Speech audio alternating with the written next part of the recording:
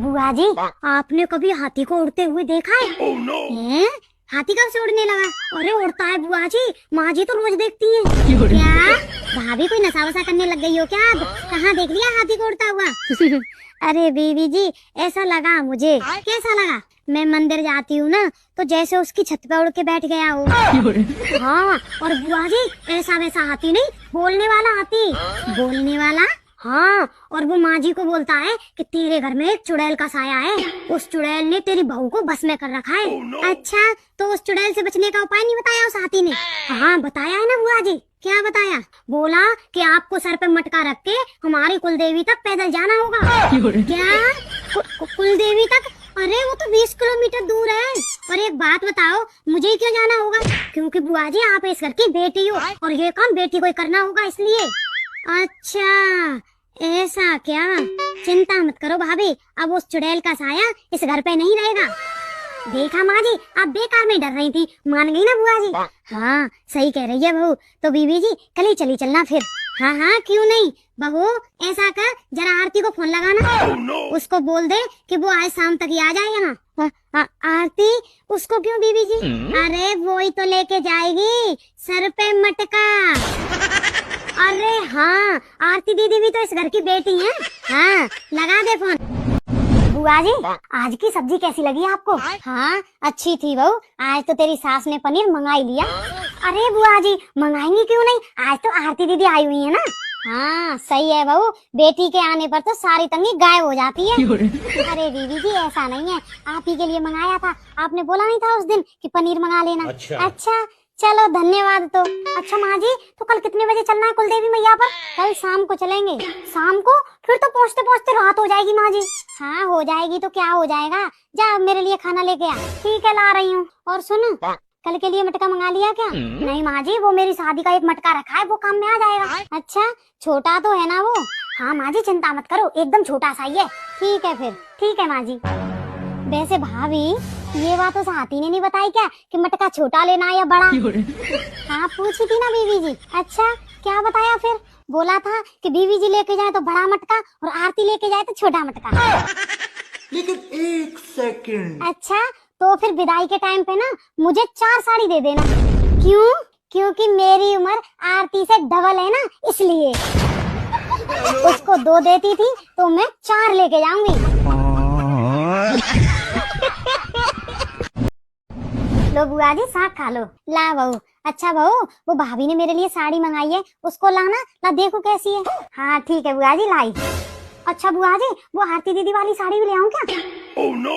हाँ हाँ आरती वाली भी ला, जरा देखूं तो सही कि आरती को कैसी देती है ये साड़ी। हाँ अभी लाती हूँ बुआ जी। Oh no! वैसे भाभी आरती को साड़ी यहीं से बेचती रहती हो क्या आप? अरे नहीं बीवी जी, वो पैसे दे गई थी मुझे कि मम्मी आप खरीद लेना, उसे यहीं की साड़ी पसंद आती है। अच्छा बुआ जी ये आपकी है, ये आरती दीदी की है, ये लो। ला बहू। अच्छा ये वाली मेरी है और ये आरती की है।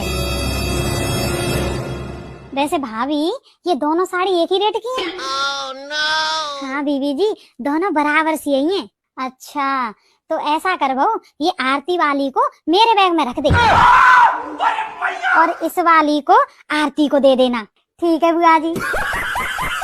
लेकिन एक सेकंड। वैसे बीवी जी वो साड़ी आरती ने ही पसंद की थी अपने लिए वीडियो कॉल पर। अच्छा। तो कोई बात नहीं भाभी, कल बहू को भेज के दूसरी पसंद करवा लेना। पर अब चाहे कुछ भी हो जाए, मैं तो उसी साड़ी को लूंगी। ए भगवान, वो साड़ी तो 2000 रुपए की थी।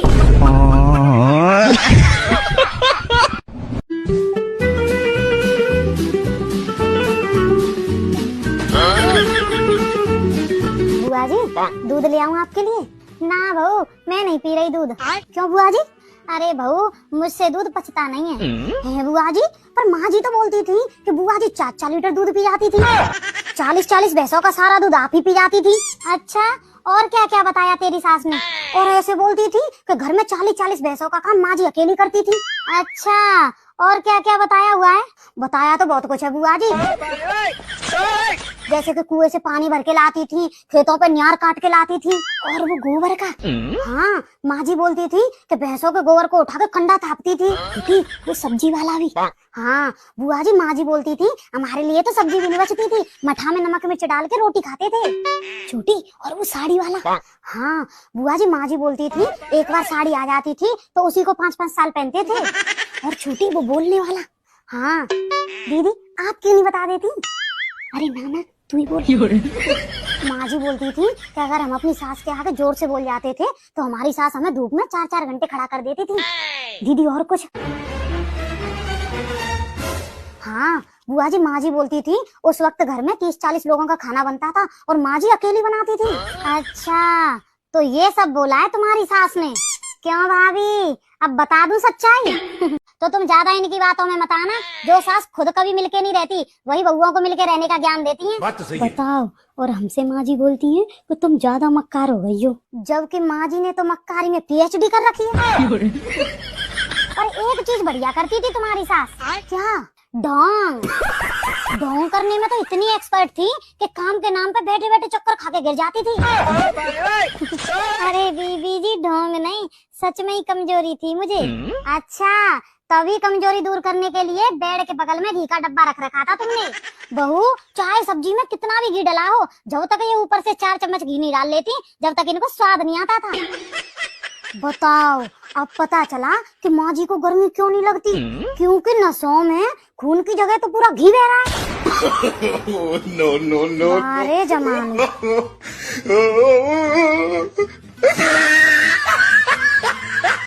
भाभी, अब बता दूं सच्चाई?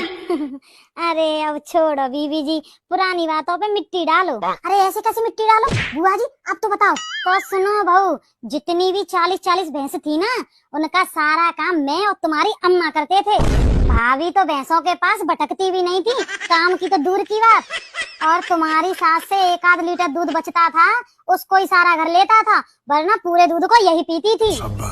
ना तो आज तक इन्होंने कुआं देखा और ना ही खेत। घर से बाहर निकलती थी बस मायके जाने के लिए, और गोबर से तो इनको ऐसे घिना आती थी जैसे वो गोबर इन्होंने खुद किया हो। और अगर किसी दिन सब्जी खत्म हो जाती थी ना, तो ये घर में तांडव करके तुम्हारी अम्मा पर दूसरी चुकवा लिया करती थी। अच्छा। और साड़ी के तो इनके बक्सा के बक्सा भरे रहते थे। ये भगवान क्या जुल्म है। और ऐसी वैसी साड़ी नहीं, जयपुर की चुंदरी वाली साड़ियाँ मंगाती थी भैया से। तभी माँ जी बक्से की चाबी नहीं देती। अम्मा अगर इनसे कुछ बोल देती थी तो भैया से कलेश करवा के उनको चुप करवा दिया करती थी। वो तो बस मैंने ढील नहीं छोड़ी, वरना इन्होंने सबके सर पे तांडव किए। और रही बात घर में काम करने की, भले ही उस वक्त घर में 30-40 लोग थे, पर मजाल है अपने और भैया के अलावा किसी तीसरे के लिए भी खाना बनाया हो इन्होंने। बुआ जी, हाँ तो तुम ज्यादा इनकी बातों में मत आना, जो सास खुद कभी मिलके नहीं रहती वही बहुओं को मिलके रहने का ज्ञान देती हैं। बात तो सही है। बताओ, और हमसे माँ जी बोलती है कि तुम ज्यादा मक्कार हो गई हो, जबकि माँ जी ने तो मक्कारी में PhD कर रखी है। तो तुम ज्यादा इनकी बातों में मत आना, जो सास खुद कभी मिलके नहीं रहती वही बहुओं को मिलके रहने का ज्ञान देती हैं। बात तो सही है। बताओ, और हमसे माँ जी बोलती है कि तुम ज्यादा मक्कार हो गई हो, जबकि माँ जी ने तो मक्कारी में PhD कर रखी है। और एक चीज बढ़िया करती थी तुम्हारी सास, क्या? डोंग। डोंग करने में तो इतनी एक्सपर्ट थी कि काम के नाम पे बैठे बैठे चक्कर खा के गिर जाती थी। अरे बीबी जी, ढोंग नहीं, सच में ही कमजोरी थी मुझे। अच्छा, तभी कमजोरी दूर करने के लिए बेड के बगल में घी का डब्बा रख रखा था तुमने। बहू, चाहे सब्जी में कितना भी घी डला हो, जब तक ये ऊपर से 4 चम्मच घी नहीं डाल लेती, जब तक इनको स्वाद नहीं आता था। बताओ, अब पता चला कि माँ जी को गर्मी क्यों नहीं लगती, क्योंकि नसों में खून की जगह तो पूरा घी बह रहा है। No no no. अरे जमाने।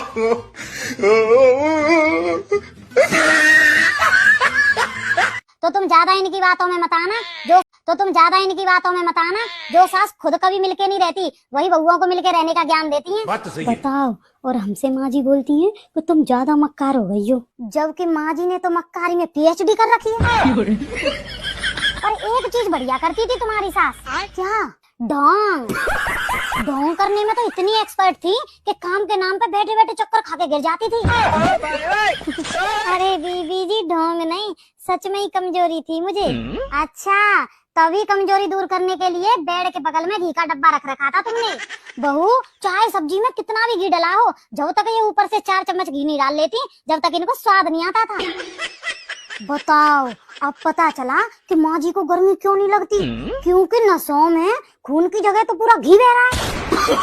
Oh, no, no, no. अरे जमाने।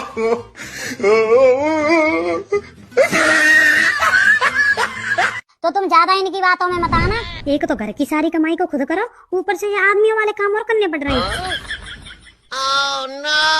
कहाँ है ये भाभी, कहाँ छुपी पड़ी है? अरे मैया, आ गया तूफान। लगता है बुआ जी आ गई।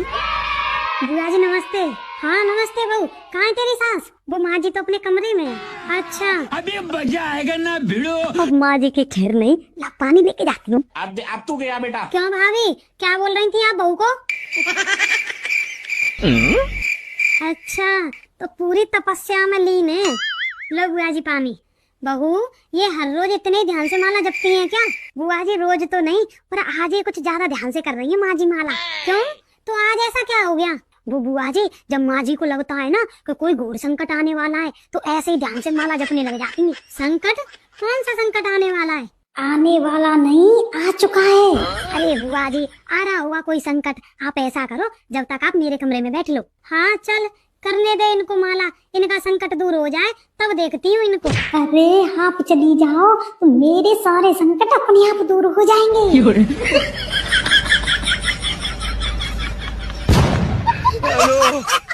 हे भगवान, जाने कौन सी घड़ी में मैं इनकी भाभी बन के आई।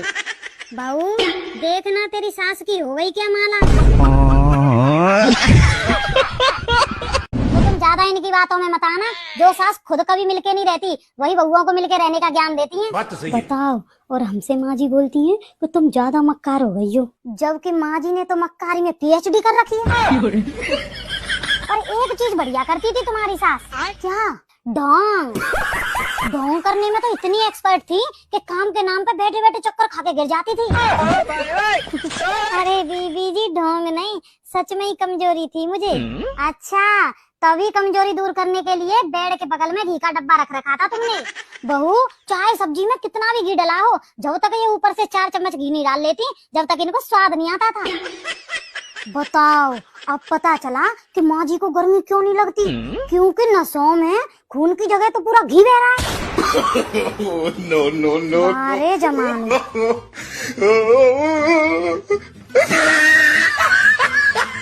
तो तुम ज्यादा इनकी बातों में मत आना।